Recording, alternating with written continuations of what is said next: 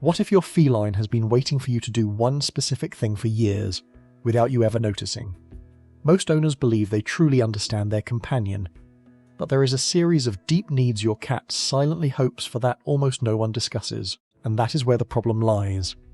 These aren't monumental efforts. They are gestures of disarming simplicity.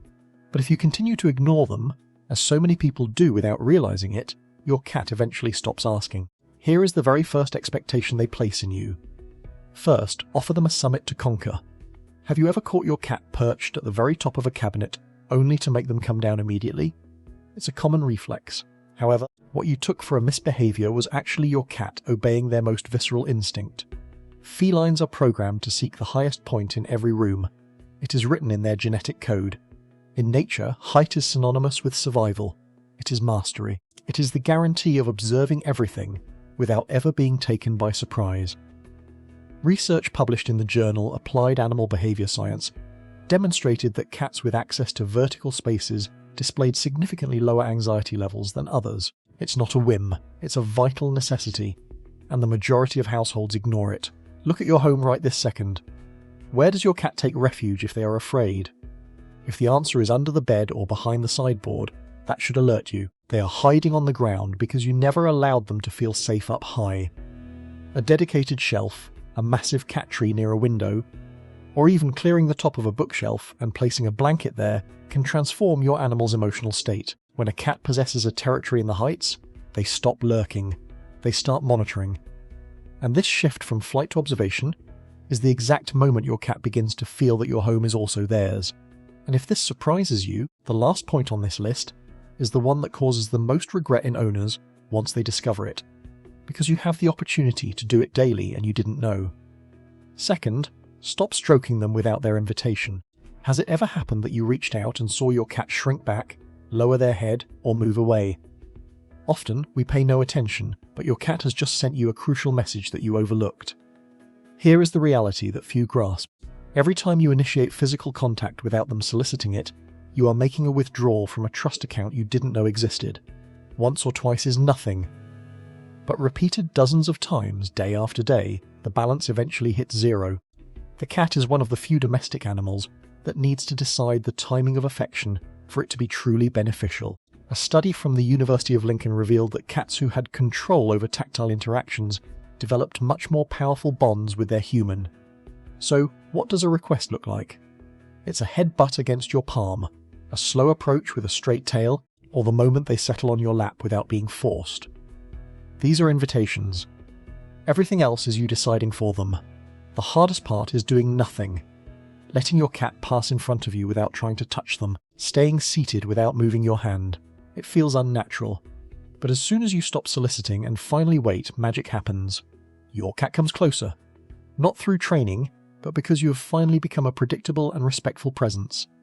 And by the way, if this analysis changes your perspective on your cat, don't forget to like and subscribe.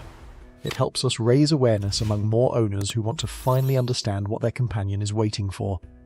Third, sit on the floor with them. When was the last time you took the time to sit on the ground, right next to them? Not to catch them, not to clean, just to be there. We often forget, but your cat spends their entire life looking at you from below. You are this giant who moves fast, makes noise, and towers over them every second of the day.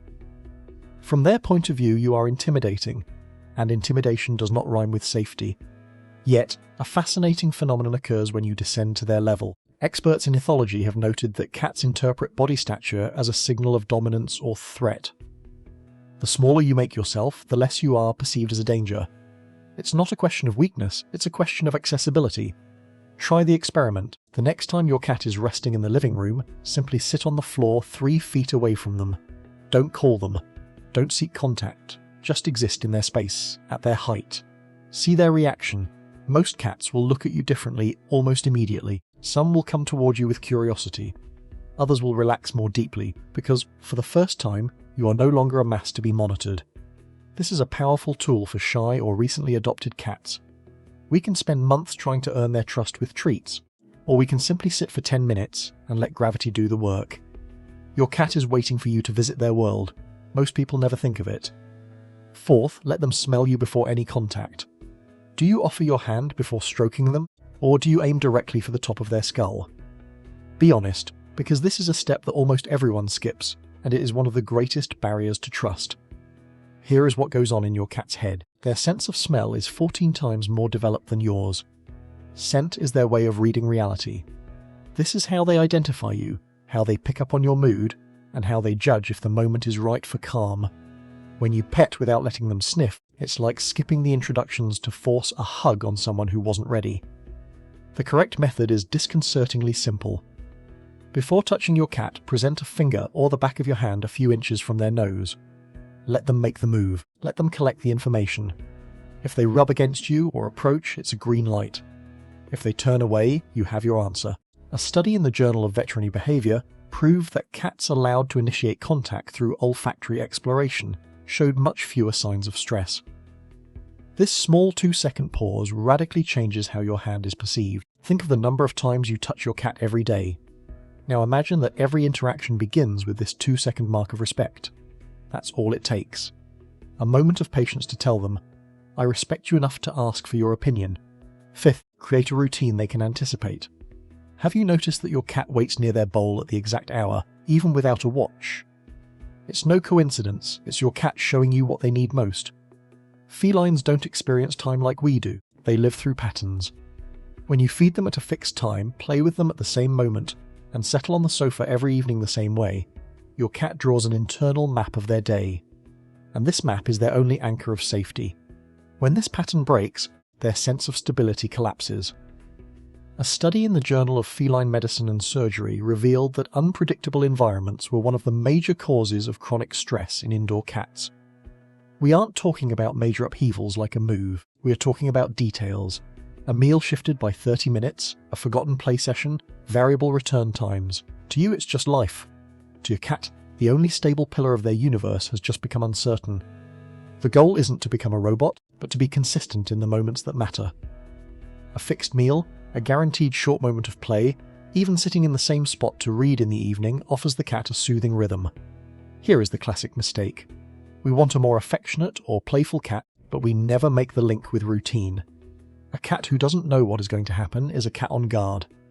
And a cat on guard doesn't have the mental space to love you as much as they would like. Routine is what allows them to lower their guard. Sixth, speak to them out loud. Do you ever chat with your cat when you are alone? Maybe while preparing your coffee or walking through the house.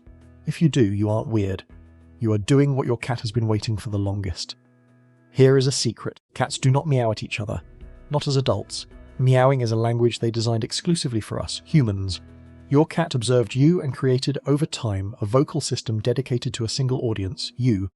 A study from Lund University in Sweden discovered that cats develop unique vocal signatures, adapted precisely to their owner. This means no other cat in the world sounds like yours, because they are the only ones trying to communicate this way with you. But this is where it gets touching. Your cat practices this language every day. At the door when you come home, in the kitchen, or in the evening when they follow you. They are talking to you, and most owners never reply. You don't need fancy words or a particular tone. Talk to them like someone who shares your life. Tell them about your day, say good morning, explain what you are cooking. It seems futile, but research in animal cognition proves that cats recognize their owner's voice and react to it specifically. They are listening, and they know when the message is meant for them.